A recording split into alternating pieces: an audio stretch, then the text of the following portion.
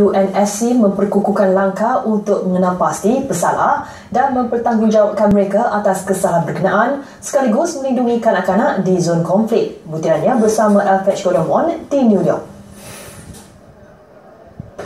Menteri Luar Datuk Seri Anifah Aman yang mempengerusikan mesyuarat ke-7466 UNSC membentangkan usul berkenaan yang dikenali Resolusi 2225. Sebelum ini, takriban kesalahan utama ke atas kanak-kanak ketika konflik tidak mengandungi terma penculikan. Sebelum undian, usul Resolusi 2225 itu turut mendapat sokongan Setiausaha Agung PBB Ban Ki-moon. Usul Malaysia itu mendapat sokongan sebulat suara 15 negara anggota UNSC, termasuk Amerika Syarikat, Rusia, United Kingdom dan China. Selain itu, 56 negara anggota PBB turut menyokong resolusi berkenaan. UNSC turut menggesa pembebasan tanpa syarat kanak-kanak yang diculik agar mereka boleh dikembalikan kepada keluarga masing-masing dan dipulihkan bersama masyarakat. The draft resolution received 15 votes in favor. The draft resolution has been adopted unanimously as Resolution 2225 in 2015. It is in this sense of shared responsibility that Malaysia appeals to when calling for the concerted action to end and elevate the suffering of children harmed by warfare. This is especially so if we are to address challenges which require sustained attention and close collaborations. Usul itu kemudiannya didebatkan secara terbuka oleh 75 negara anggota PBB. Dalam sidang medianya selepas itu, Datuk Seri Anifah menyeru masyarakat antarabangsa untuk membantu mengakhiri dan meringankan penderitaan kanak-kanak akibat perang dan konflik. A crime is a crime. Whoever commits a crime should be subjected to the same laws, and no one in crimes against children should be exempted from that. So be it Israel, be it other nations, Central Africa, whatever, Syria, they should be subjected to the same law. Bagi Malaysia, penculikan kanak-kanak untuk dijadikan anggota kumpulan bersenjata serta kekejaman ke atas kanak-kanak di zon konflik adalah jenayah kemanusiaan paling serius yang harus dihentikan segera. Semua itu, usul mengenainya yang dibawa di UNSC hari ini diharap dapat menghentikan kekejaman itu sekaligus memberikan masa depan lebih baik kepada kanak-kanak di zon konflik. Laporan Alfred Godomon dan juru kamera Fairuz Yazir, TV3, New York. Setelah dipilih sebagai anggota tidak tetap Majlis Keselamatan Pertubuhan Bangsa-Bangsa Bersatu atau UNSC untuk tempoh 2 tahun pada Oktober tahun lalu, tahun ini Malaysia sekali lagi melakar sejarah apabila mempengerusikan mesyuarat UNSC di PBB esok. Menteri Luar Datuk Seri Anifah Aman dijadual mempengerusikan mesyuarat dijangka disertai 70 wakil negara anggota dengan usul perdebatan terbuka mengenai isu kanak-kanak dan konflik bersenjata. Dalam konteks ini, Malaysia akan mengutarakan isu penculikan kanak-kanak ketika konflik bersenjata, memandangkan tren penculikan beramai-ramai ke atas kanak-kanak kini di tahap membimbangkan.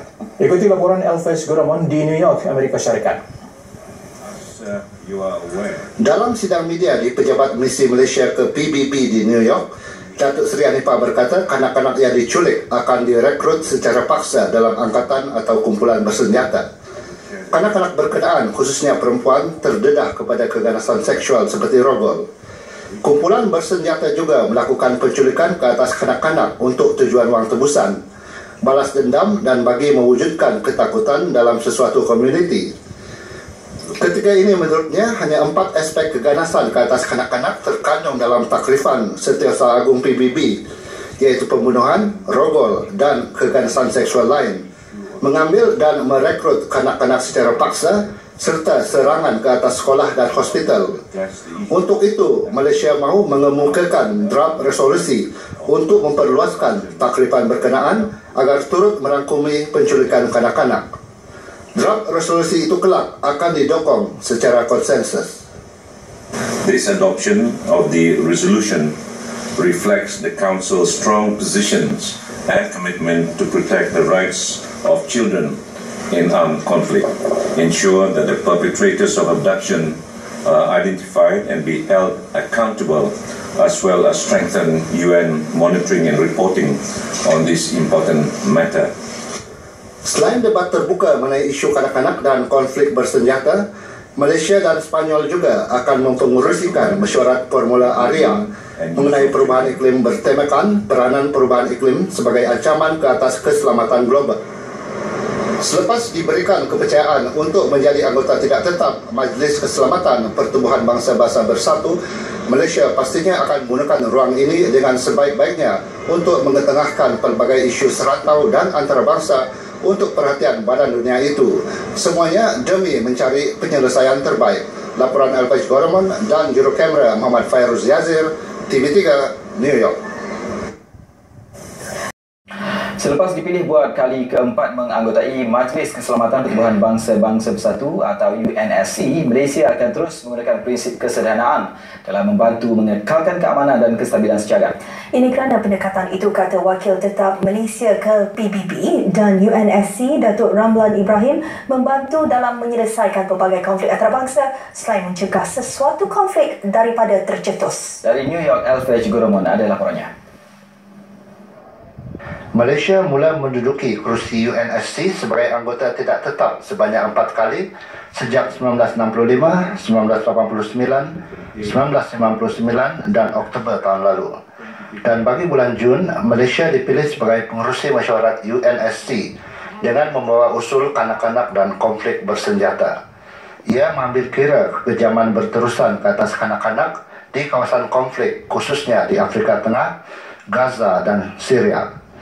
Resolusi 2225 yang diusulkan Malaysia agar penculikan kanak-kanak ketika konflik bersenjata dimasukkan dalam senarai takrifan kesalahan utama ke atas kanak-kanak diterima sebelat suara kesemua 15 anggota UNSC semalam, sekaligus membolehkan pihak yang menculik kanak-kanak dipertanggungjawabkan atas perbuatan mereka. Sebelum ini, senarai takrifan kesalahan utama itu hanya meliputi pembunuhan dan penyiksaan ke atas kanak-kanak, rogol dan kekejaman seksual, pengambilan kanak-kanak sebagai anggota kumpulan bersenjata, serta serangan ke atas sekolah dan hospital. As a multicultural and multi-racial and multi-religious nation, Malaysia wishes to showcase its understanding and embrace of the concept of moderation towards the maintenance of peace, international peace, stability and security. We believe that the concept of moderation could be applied positively towards the Council's role in conflict prevention and post-conflict peace building. Pendekatan kesederhanaan oleh Malaysia bertujuan untuk mengelakkan konflik dan membina semula kedamaian selepas berakhirnya konflik. Pendekatan itu terbukti berkesan sebelum ini apabila Malaysia berjaya memeterai perjanjian damai Bangsa Moro antara Kerajaan Filipina dan MILF pada Oktober 2012. Laporan Alfaj Goromon dan Jurukamera Fairuz Yazir, TV3, New York.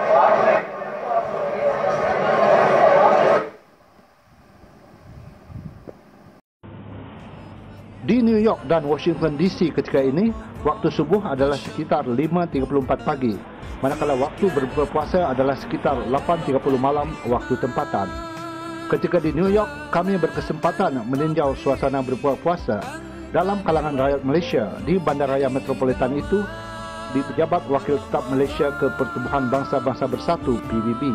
Di sini, juadah berbuka puasa adalah masakan tradisi Malaysia yang disediakan dengan bantuan kaki tangan pejabat ini. Perbezaan yang utama adalah waktu tempoh berpuasa. Biasanya di Malaysia dalam 12 jam kita menunaikan ibadah puasa, tetapi kalau di New York pada masa sekarang ini musim panas, kita tempoh berpuasa dalam lebih kurang 16 ke 17 jam. Jadi tempoh masa yang panjang itu memberikan cabaran kepada kita umat Islam untuk menunaikan ibadah puasa.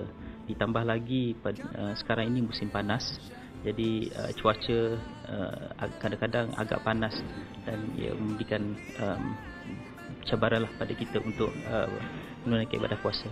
Selesai berbuka puasa, solat maghrib berjemaah dilakukan di pejabat ini. Dari New York, kami ke Washington DC yang terletak kira-kira 3 jam perjalanan menaiki kereta api.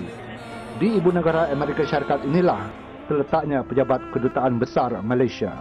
Di sini, majlis berbuka puasa beramai-ramai yang disertai kira-kira 150 kaki tangan pejabat kedutaan dan pelbagai agensi kerajaan di Washington, bersama ahli keluarga mereka.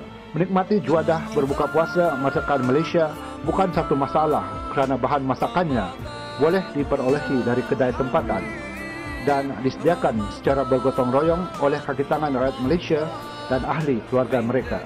Beza puasa tu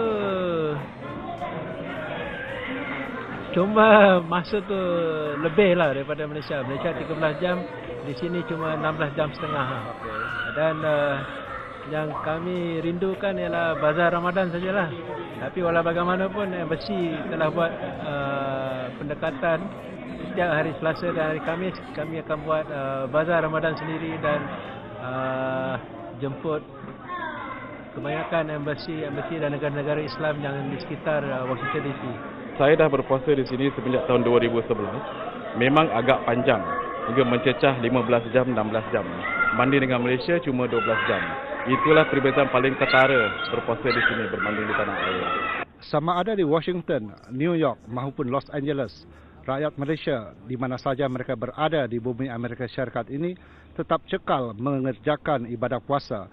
Ini kerana faktor masa dan jarak bukan satu halangan.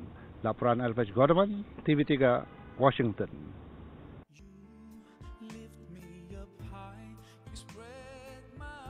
Agung PBB itu, sekurang-kurangnya 561 kanak-kanak terbunuh dalam konflik Israel-Palestin di Gaza. 557 daripada mereka warga Palestin. Angka kematian itu ketiga tertinggi dalam konflik sepanjang 2014 selepas Afghanistan yang menyaksikan 710 kanak-kanak terbunuh dan Iraq yang merekod 679 kematian.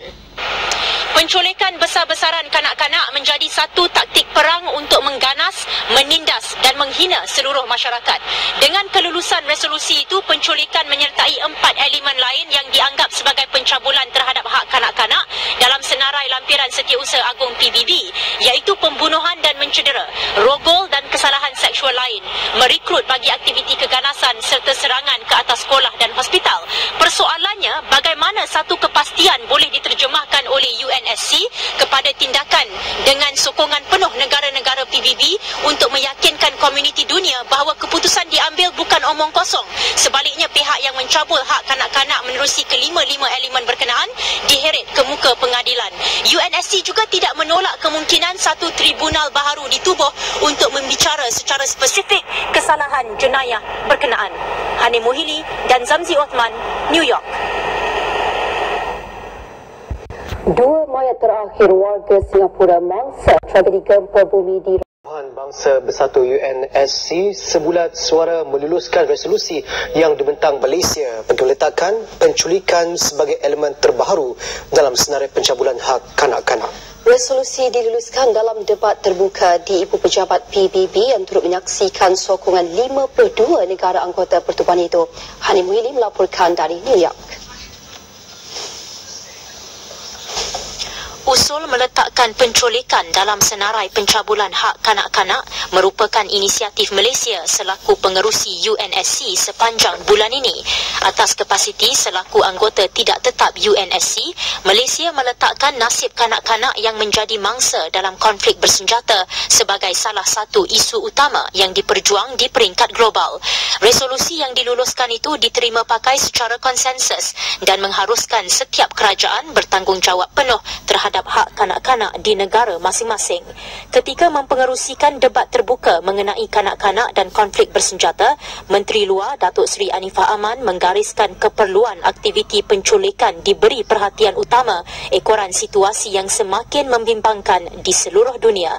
Kumpulan militan seperti Boko Haram dan IS kini menggunakan kekerasan terhadap kanak-kanak untuk mendapatkan perhatian komuniti antarabangsa. Children who are abducted can be subjected to myriad further violations. They are harmed multiple times over. The use of abductions by violent extremist groups as a terror tactic against local communities and minorities is an acute concern which cannot be easily addressed using available tools and mechanisms.